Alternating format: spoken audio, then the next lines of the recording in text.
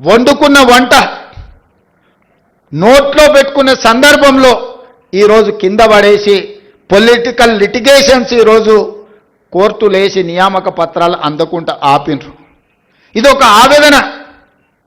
ఎందుకంటే సమాజానికి మంచి చేద్దాం అనుకున్నప్పుడు కొంతమంది ఇట్లాంటి వాళ్ళు ఉంటారు. ఇవాళ group 1, group 2, group 3, group 4 exams పారదర్శకంగా నిర్వహించడమే కాకుండా ఫలితాలను ప్రకటించి నియామక పత్రాలు అందించి తెలంగాణ రాష్ట్ర ప్రభుత్వం తన బాధ్యతను నెరవేర్చాలనుకుంటుంటే ఈరోజు గ్రూప్ 1లో 563 మంది స్టేట్ లెవెల్ ఆఫీసర్స్ని ఈరోజు 89% ఎస్సీ ఎస్టీ బీసీ మైనారిటీలు సెలెక్ట్ అయినారు. అందులో 89% గ్రూప్ 1 పరీక్షల్లో దాదాపుగా ఎస్సీ ఎస్టీ బీసీ మైనారిటీలు ఈడబ్ల్యూఎస్ వాళ్ళు ఈరోజు సెలెక్ట్ అయినారు. ఇవాళ నోటి కాడికొచ్చిన ముద్దను ఎవడో కింద పడేసి మట్టి పాలు చేస్తే ఆ తల్లిదండ్రుల దుఃఖం ఎట్లుంటుందో ఒకసారి ఆలోచన చేయండి. ఇవాళ 563 మంది గురించి నేను మాట్లాడతలేదు. పరీక్షలు రాసిన వాళ్ళు ప్రత్యామ్నాయంగా ఏదైనా ఎత్తుకుందామనే సందర్భంలో ఈ ఉన్న పరీక్షల ఫలితాలను వాయిదా పెట్టడంతో వాళ్ళకు మళ్ళీ ఒక ఆశ, ఏమన్నా మళ్ళీ పరీక్షలు వస్తాయో, ఇది రద్దు అవుతాయో, మళ్ళీ చదవాలేం, మళ్ళీ చదవాలంటే ఇప్పుడు నేను ఎక్కడికో పోతే మళ్ళీ వెనకొచ్చి చదువుకోవాలన్నా లేదా? త్రిశంకు స్వర్గంలో ఈరోజు మళ్ళీ 5 లక్షల మంది నిరుద్యోగ యువకులను గతంలో 10 సంవత్సరాలు పరీక్ష నిర్వహించని పార్టీలు ఈరోజు ఈ కేసులు వేసి ఈ విద్యార్థులను ఇరుక్కున పెడుతున్నాయి. 2011 తర్వాత గ్రూప్ 1 పరీక్షలే నిర్వహించలేదు. 15 సంవత్సరాలైంది గ్రూప్ 1లో. ఆయనలో గ్రూప్ 1 రాద్దాం అనుకున్నోడు ఇవాళ 15 ఏళ్ళ వరకు పరీక్షలు పెట్టలేదంటే వాళ్ళ వయసు ఎంత ఉంటుందో మీరు ఒకసారి ఆలోచన చేయండి. ఇదొక సోషల్ ఇష్యూ కింద మారుతున్నది, సామాజిక సమస్య కింద మారుతున్నది.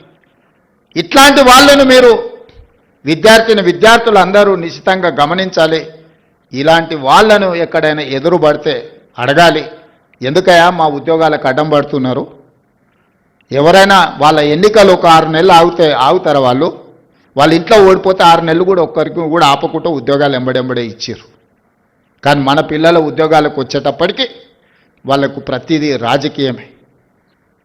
అందుకే ఈరోజు మన పిల్లల్ని ప్రోత్సహించాలి, వాళ్ళని అభినందించాలి, స్వయంగా వాళ్ళని కలవాలి.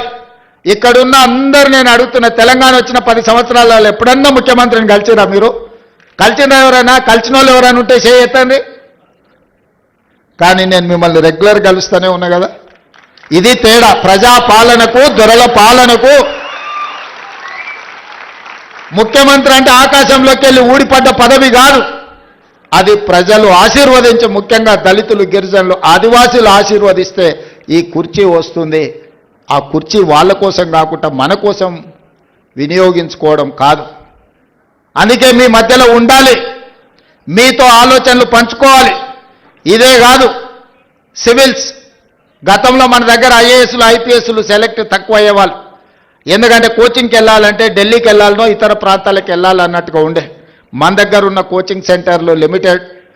అందుకే బట్టి విక్రమార్క గారితో మాట్లాడి సింగరేణి సంస్థ నుంచి సివిల్స్కు ప్రిలిమ్స్ పాస్ అయినా మెయిన్స్ పాస్ అయినా వాళ్ళ ఫీజుల కోసం ప్రోత్సాహకం అందించాలని రాజీవ్ అభయ హస్తం కింద వాళ్లకు లక్ష రూపాయలు మొదటి విడత, రెండోసారి ₹1,00,000 ఇస్తే ఈరోజు చాలామంది మన గిరిజనులు, మన బీసీల పిల్లలు ఐఏఎస్లు ఐపీఎస్లు క్లియర్ చేసింది. ఆ పిల్లలు కలవడానికి వచ్చినప్పుడు ఐ ఫెల్ట్ వెరీ హ్యాపీ.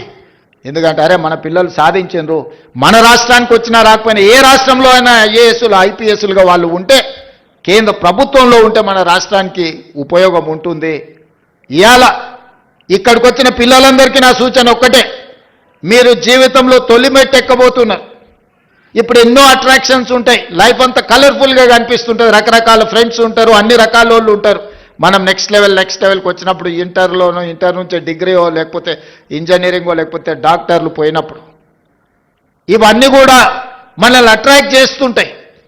కానీ జీవితంలో 25 సంవత్సరాల వయసు వచ్చే వరకు నిబద్ధతతోని కష్టపడి చదువుకొని కెరీర్లో రాణిస్తే ఆ తర్వాత 40-50 సంవత్సరాలు ఈ సమాజంలో గౌరవంతో బ్రతకొచ్చు. డాక్టర్లుగా, లాయర్లుగా, ఇంజనీర్లుగా, ఐఏఎస్లుగా, ఐపీఎస్లుగా, ఐఎఫ్ఎస్లుగా, ప్రజాప్రతినిధులుగా, ఎమ్మెల్యేలుగా, ఎమ్మెల్సీలుగా, ఎంపీలుగా మంత్రులుగా ముఖ్యమంత్రులుగా రాణించడానికి అవకాశం ఉంటుంది మొదటి 25 సంవత్సరాలు కష్టపడితే. ఈ మొదటి 25 సంవత్సరాల 15 సంవత్సరాల నుంచి 25 సంవత్సరాలు అత్యంత కీలకమైన సమయం. ఇప్పుడు మీరు